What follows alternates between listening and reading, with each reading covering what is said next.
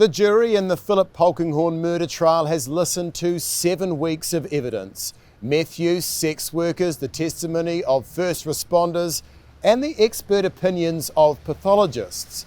In her closing remarks, Crown Prosecutor Alicia McClintock acknowledged it was a lot for juries to get their heads around, but said when the pieces of the puzzle were connected, it revealed Polkinghorne as a liar and a master manipulator.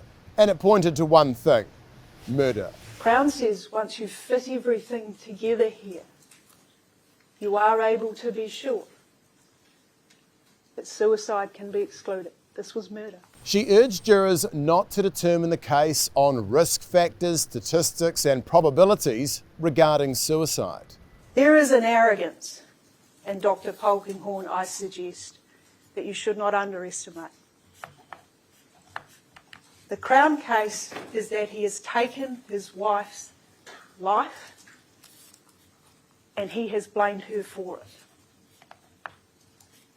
As he blamed her in life, he blames her in death.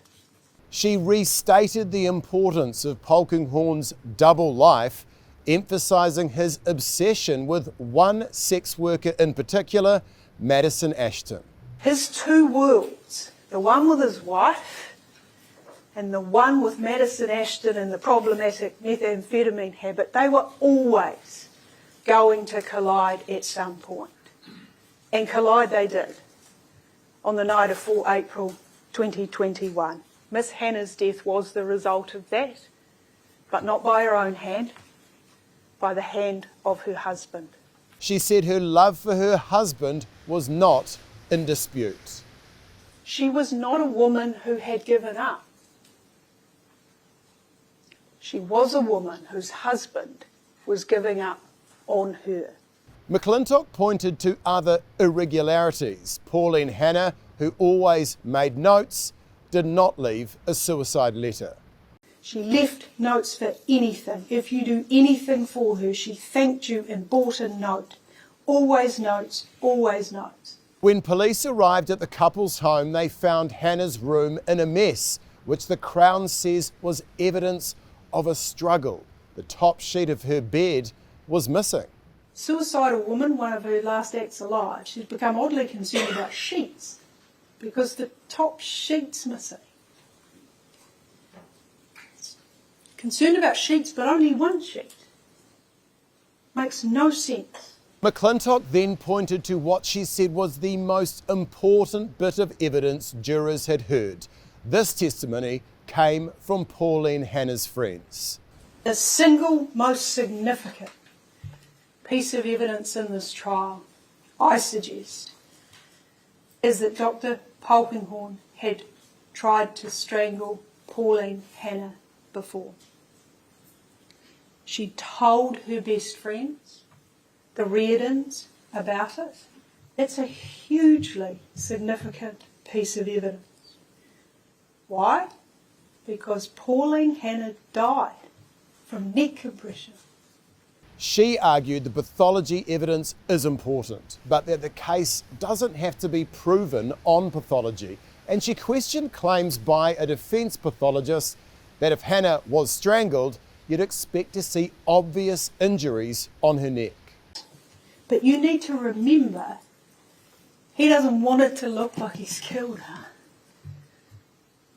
He doesn't want her to be battered black and blue. Questions will be asked. If he intended to kill her, thinking he'd try and pretend she killed herself, he's hardly going to be helped by her being covered in injury. He expected the rubber stamp. Suicide. He didn't expect them to go all through his house. But in his closing address, Polkinghorne's lawyer, Ron Mansfield KC, ridiculed the Crown's claim that Pauline Hannah was murdered. The phantom murder that none of the 4 pathologists themselves have been able to confirm. The answer lies in Dr. Polkinghorne. Without any training in martial arts, without being a big or strong man, he has with skill and grace like tying a surgeon knot, managed to kill his wife without leaving any of the expected telltale signs for a homicidal strangulation. It sounds absurd because it is. It sounds unachievable because it is. And he likened the Crown case to the 1980s fictional TV series Murder, She Wrote. A trial run by emotion allows our murder mystery fantasies to run wild. And what a blockbuster my learned friend's closing address was to you. Our own, very own modern day murder mystery. It was like a binge of every Murder, She Wrote, all in one session. Mansfield argued suicide was the only logical conclusion, claiming this was supported by pathology. The pathology provides the complete answer to this case. The pathology provides more than a reasonable doubt. It provides proof that she died by way of an incomplete or partial hanging. Mansfield told the jury Pauline Hanna met Madison Ashton and knew her husband was seeing sex workers. There was a very private and personal understanding between Pauline and Dr. Polkinghorne regarding sex outside of their marriage. And that was how they chose to live their lifestyle. And you shouldn't impose your disdain or the Crown's version of their disdain on Dr. Polkinghorne because you would have it differently. He urged caution over Polkinghorne's use of methamphetamine, saying while 37 grams of the drug were found at his home, there was no evidence about how much or how often he used it.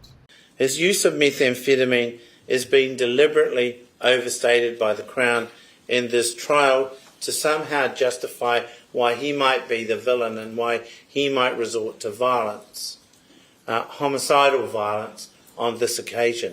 And he claimed there was a logical explanation about why Polkinghorne deleted WhatsApp messages. Whether it be embarrassment, whether it be shame, or whether it be he didn't want to be judged by the police and or others around that, are all available explanations for why he might seek to delete those WhatsApp messages. The jury are expected to begin deliberations here at the High Court in Auckland shortly. Thanks for checking out our YouTube channel. To stay up to date with all the latest New Zealand Herald news, click the subscribe button below or check out one of these videos. And head over to nzherald.co.nz for more news worth knowing.